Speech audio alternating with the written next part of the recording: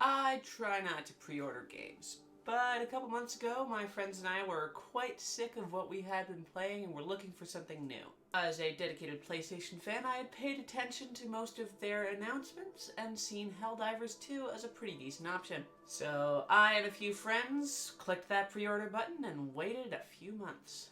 February 8th has come and gone, the game is released, and it's brilliant. The tutorial tells you just enough. It establishes the sense of humor of the game and gives you a general world overview. The over-the-top propaganda while teaching basic movement makes it a great short tutorial.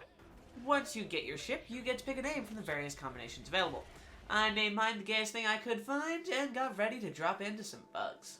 Now this game has only been out for about 4 days and there are a fair amount of glitches. None of them are completely insane, at least in my opinion, but I'm going to address them as we come across them. The first issue I ran into was that the cross-platform friends list is a little broken. Now, of course, I'm playing on PS5 because I love myself some trophies, so I showed my friend code to my buddy Anthony and got a request. I accepted it, and the friends list broke. I had to restart my game to be able to invite him into my ship. Well, no matter, we were able to drop in and get going. Going through the missions, I was having a blast, discovering samples, receiving premium credits, picking up requisition slips, medals, all the different currencies all over the map. But I mentioned premium currency, and we'll take a quick stop to talk about that. It's not awful, but it's not a brilliant start. You can get it relatively cheap, and the pricing of 1,000 matches the premium battle pass thing.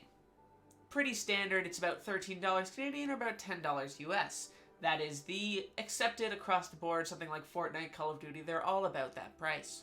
There is a fair amount of credits to be gotten within the normal battle pass, or war bond as it's called in the game, and thankfully there's no credit amount over $26.99 Canadian, which to me gives me some faith that they aren't going to put some insanely overpriced things. So far in the shop, the most expensive thing we've had is the battle pass. Other than that, nothing has been over $150. As of what I've seen, the pricing structure has not been predatory yet, but it is a little unfortunate to see that the amount of super credits you get from the standard war bond will not combine easily with a current credit pack to get you up to the battle pass. You will have to buy the $3.99 and the $7 one. Now these war bonds hold more than just cosmetics, and cosmetics also affect your ability and give bonuses. That does make the current system ever so slightly pay to win. Okay, it's a little more than ever so slightly. As of right now, none of the armor is completely insane from what I've seen. However, the weapons are basically the same thing you get from the standard battle pass with a bonus applied to it. So something like the slugger shotgun you get as an incendiary shotgun. As annoying as it is to have it be slightly pay to win, as this game is PvE, it's not like you're directly ruining the game for an enemy player. And with the bonus being that when you die, you drop your weapon, but also get a new one. If you die, you could have your pay-to-win weapon go to your teammate. I've done this multiple times. I've died, given my great weapon to my teammate, at which point we both have the OP shotgun. Not brilliant, but not the worst start so far. Now there is one thing they could do, and that it seems like they may be doing, to prevent this from being pay-to-win at all. And that is, as of right now, there shows no timer on the war bond. What we are hoping is they go for a Halo type thing where each new season comes out, or whatever they want to call it, and the previous war bonds do not disappear. If that's the case and the standard war bonds come out with more super credits within them, you could always be able to get enough super credits to buy the last premium war bond, move your way through that, and at that point you're only ever one war bond behind. If they do the system that way, I would love it. Well, let's dive back in. The next day, when I joined up and decided to jump in with Anthony once again, I spawned in, my drop pod came in, and he was fighting a massive bug. And it was at that point I decided, what happens if I land on it?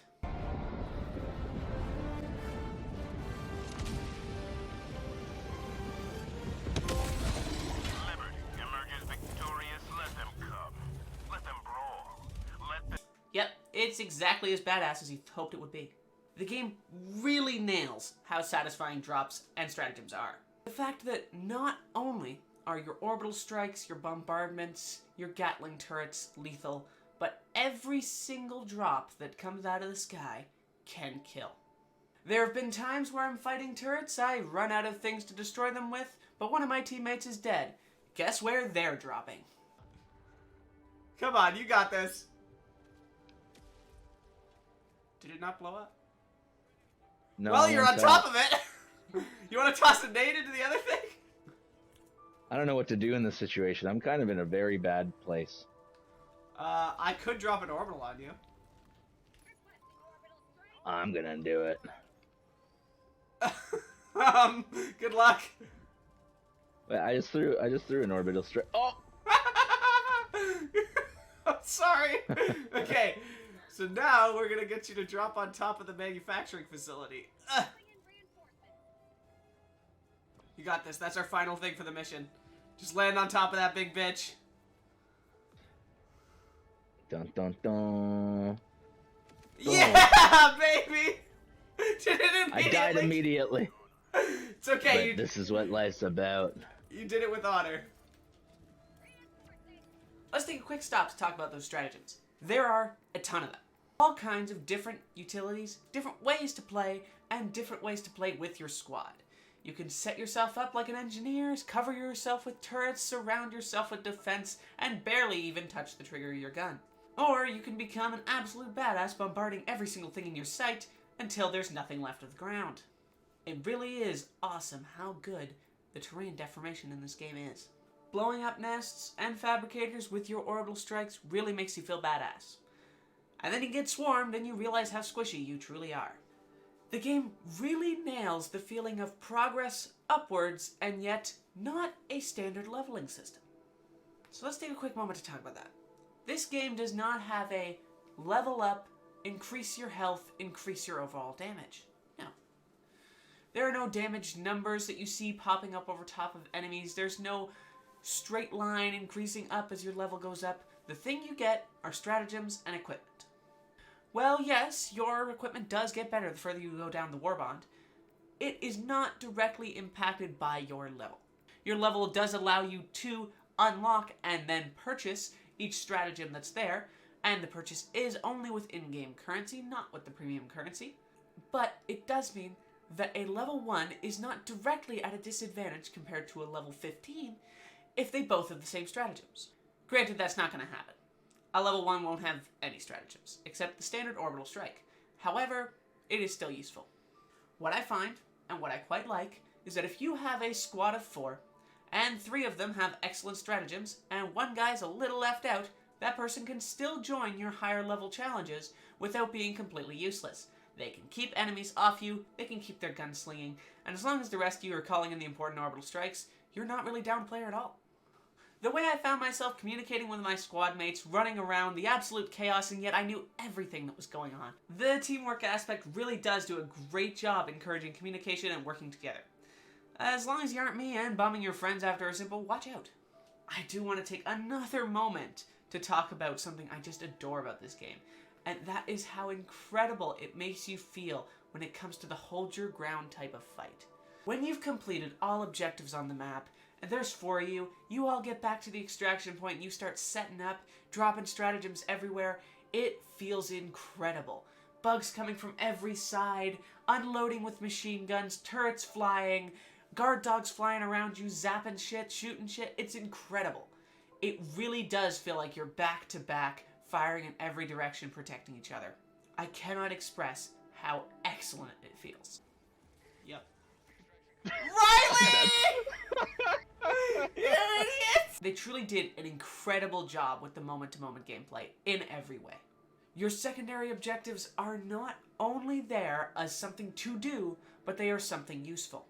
You get things like Siege Artillery, in which you get to customize what shells are loaded and in what order, and now you have another stratagem to drop. You can also get things like SAM sites during the automaton missions, and they'll shoot down the new drops as long as they're within range, meaning you never get attacked by additional automatons as they're shot directly out of the sky. Now we'll take a second to talk about, well, not bugs, automatons. The automatons are currently the only other enemy to fight other than bugs. As of right now, with the way the map is laid out, it sort of appears like it's in thirds, giving me some hope, not that it's really needed at this current moment, that there will be a third faction to fight at a later date. But as of right now, we're focused on bugs and bots. The bots bring a brilliant little bit of spice to the combat. Unlike the bugs, they don't really horde in the same way. They like to shoot at you from range, and they like to just keep shooting at you. It adds that extra little bit of difference to your gameplay. Combine that with the fact that you're picking your stratagems every time you launch in. You can switch up your stratagems, switch up your methods, switch up the way you're playing to change up against the bots. For example, I use my incendiary shotgun like crazy against bugs, but I drop that as soon as I start fighting bots. Not that the incendiary is useless against them, but it's not nearly as effective as it is against bugs. Having that little bit of change from automatons to bugs is amazing. When I get a little bored of the bugs, I flip on over and I go fight the bots. And if I get sick of the bots, I flip back to the bugs. Another thing I love about the bots is finding samples. Samples are way nicer to find on the bots. With the bugs, these samples are a little harder to find. They're not quite as frequently in the points of interest, and they tend to be in the nests more often. And with our method of playing of absolutely bombarding the ever-loving hell out of those nests, it's harder to find the samples once you're done. Now, so far as I can tell, they have not been destroyed when they're bombarded, and they stay invincible throughout all of that, which is much appreciated. However, it is far more difficult to find the stragglers. Whereas within the bots missions, they are always in points of interest or within camps. They are almost always standing out from the rest, sitting next to ammo boxes, and they are much easier to find. I found us finding far more and having a far higher yield when we left bots missions. So I would recommend, if you're going into this game and you're looking for yourself some samples, go fight the bots. Now, all of that doesn't even get to one of my favorite things this game does. The entire community works together at once to liberate planets. Now, I have heard some stuff about real people influencing the way that everything works, that they're sort of dungeon masters influencing the fights and stuff. I personally think that's really cool, but I'm not really going to talk about it much here. I'm just going to talk about how the gameplay feels. And the way that it feels, fighting with every other person, is fucking cool. Now, I'm hoping in the future that they do larger events where you get more than 4 players on the map at once, but until then, seeing your individual contribution go up, watching the entirety of planets be liberated, new ones unlocked, and seeing how many players are actively there at once, it is awesome. Okay. I've poured a bunch of love on this game already. Let's talk criticism. Most of it is being directed at the PC version. And I haven't played it, but all of my friends who are playing it with me are on PC. Except you, Ace Pinto, if you're watching PS5 forever. Now, so far, what I've observed personally between my friends and I is, as I mentioned earlier, the cross-platform friends list not being brilliant, and AMD graphics cards having the game crash consistently. Now, they do have a known issues page talking about the 7000 series of graphics cards, which I knew was causing an issue before they announced that, as my brother is running a 7900 XTX, and he was crashing constantly. So far, he has updated his drivers to the max one, turned down the graphical settings just a tad, and it stopped crashing nearly as frequently. He was crashing about every 3 missions, and now we played 3 hours yesterday, he didn't crash once. So it's better, but it is still a known issue. Another friend of mine is running an RX 580. He crashed twice. Not nearly as bad, but it did happen. And the last friend I've been playing with is running a GTX 1060 NVIDIA. He hasn't crashed once. So as of right now, if you have an NVIDIA card, it seems the stability is pretty solid. And the other big criticism is the anti-cheat. Honestly, there's no defending it. It is a kernel-level anti-cheat that's quite invasive and really doesn't need to be there, in my opinion. Now, obviously they need an anti-cheat. But this is a PvE game. Cheating is still bad, but it's not nearly as game-ruining as it is in PvP. I see no reason why they should not switch the anti-cheat to something far less invasive and far less divisive. I dislike the anti-cheat, there's no defending it. So far the friends on PC haven't been too upset by it, but I can understand why it is a criticism, and I think it's fully valid. The other thing to note is connection issues. Now, when I was writing this script, I was actively sitting there going like this, trying to reconnect to the game, as it was push any button to get yourself back in. And let me tell you, it took another couple paragraphs till I got to that point where I was back into the game. However, by the time I finished this, it is now the next day, and so far those connection issues have gone away, but it is something to keep in mind. But there's a good reason for those connection issues, and that is their servers were loaded. From what I have heard, there was 80,000 people on PC and 100,000 on PlayStation. Even actively yesterday, I could see about 30,000 playing at the very moment I was. And that is a lot of people, especially for a relatively small studio and a game release that is a sequel to a mediocre PS3 PC title. Sorry to those that love the first one. I actually haven't played it that much. I just know it's not really that loved. But maybe I'm wrong. I'll play it. Okay, sure. Despite the fact that it does seem to be fixed now, it was a pain. Having to spam to get it back into the game was awful, especially for those PC users who were crashing out constantly. As a PS5 user, I was able to get around this. I wasn't too bothered. I have only crashed one time, and it was at the worst point of their servers yesterday when they were the most overloaded. I have not crashed since. Everything's been pretty smooth sailing on PS5 so far. Now, apart from these issues, I have run into 4 glitches in my nearly 20 hours of Helldiving. At the time of writing this, it is now over 24 that I am talking about it. The first, and honestly funniest, is a stretching graphical issue. I'm sure you've all seen it before, but it's when you get a texture that is stretched across a vast portion of the map. So it's something like this. You blow up a bug, its limb flies off the bug. However, the texture between the limb and the rest of the bug is still there. So you get this big, long, stretchy texture. A little rainbow, if you will, but instead of a pot of gold and a leprechaun, you get a bug body and a bug limb. I only saw it maybe 2 or 3 times, and it really didn't bother me because the bug bodies disappear after about 30 seconds. They're gone. It's no big deal. The next issue I ran into was getting stuck. I got stuck twice. However, both of them had an easy solution. At one point I got stuck inside of a bug body in a blitz fight. I could not wait the 30 seconds to a minute for the body to despawn, however double tapping circle allowed me to dive out of the glitch.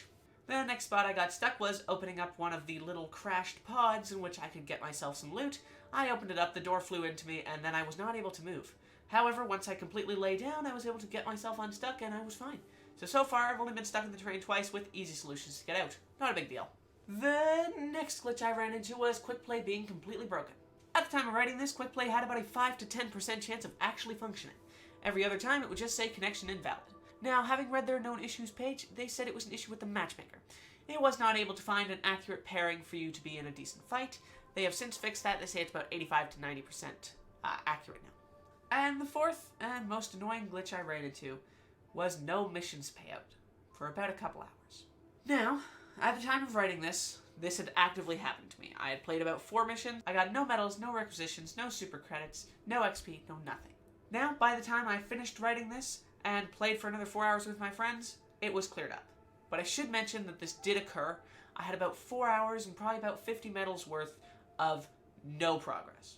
I was still having a blast, so I honestly didn't care, but it's something to note that they did have a server outage for a little bit there. They were working on it. They did have it posted in their Discord. I should have just not played and not lost progress, but I wanted to play. I liked it. And there was one other thing that, I don't know if you can call it a glitch or just my stupidity, but it was a tad annoying, and I have sent a support ticket.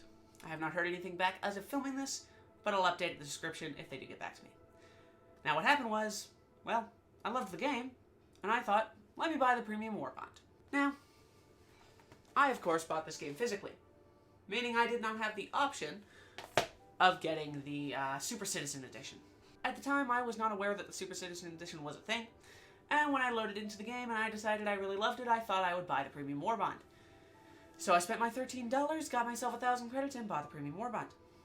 It was later in the day that I realized, well, Super Citizen Edition is a thing. It gives me a few guns, it gives me a bit of armor, and it gives me the Premium War Bond. I had already bought it, but I thought, I'll spend the $30 to get the upgrade, get all the additional stuff, and hopefully get my 1,000 credits back. It did not give me my 1,000 credits back. It didn't give me anything in compensation for having already purchased the Premium War Bond. I'm hoping with the advent of my support ticket, they will be able to give me my 1,000 credits back, but until then, don't do what I did. Just don't. Buy the Super Citizen Edition, or buy the pass. Don't be an idiot like me and be indecisive and waste $13. However, in spite of all those glitches, all those minor annoyances, I love it. I love it. This is some of the most fun I've had with friends in a long time. Sitting here, playing, people in my headset yelling, my brother playing a floor above me, screaming sweet freedom, yelling liberty, and having a blast. It has been a magical experience like no other. I have gotten countless friends to unite and have a blast, crossing over different groups of friends that I play online with, know in real life. It's been amazing. This game is like nothing else. Well, I say that. I know there are games like it, but this one, with the way it came out, the way it's released, and how well done it is, to me it's like nothing else. I have faith. Give it a week or two. Hell, it's only been a couple days and it's already fixed a lot of the glitches. This game will be in a really nice state. I can firmly recommend it to anybody who looked at any trailers or any bit of gameplay I've shown and said, that looks kind of fun. Buy it. Trust me, you'll love it. You'll love it. If you saw the gameplay and thought you might like it, you will love this game. Try it out. Jump in. If you want to play with me, here's my stuff. Add me. Play. Join me. Whatever. Let's have a blast. Let's play some fucking Helldivers. This game is awesome. I am looking forward to playing the shit out of this. In fact, I'm currently recording this before work. I don't want to go to work. I just want to play Helldivers 2. I will be for sure doing the plat for this game, and this will not be the last video you see about it. I will be doing a platinum video. I'm already at 40-something percent, 50% of the trophies. It's awesome. This game is so fucking cool. When I finally get it finished, I will be sure to show you my entire journey from 0% to 100% and platting this excellent, excellent game. Until then, come join me. Come dive straight into hell, kill some bugs, destroy some bots, and liberate and spread managed democracy across the galaxy.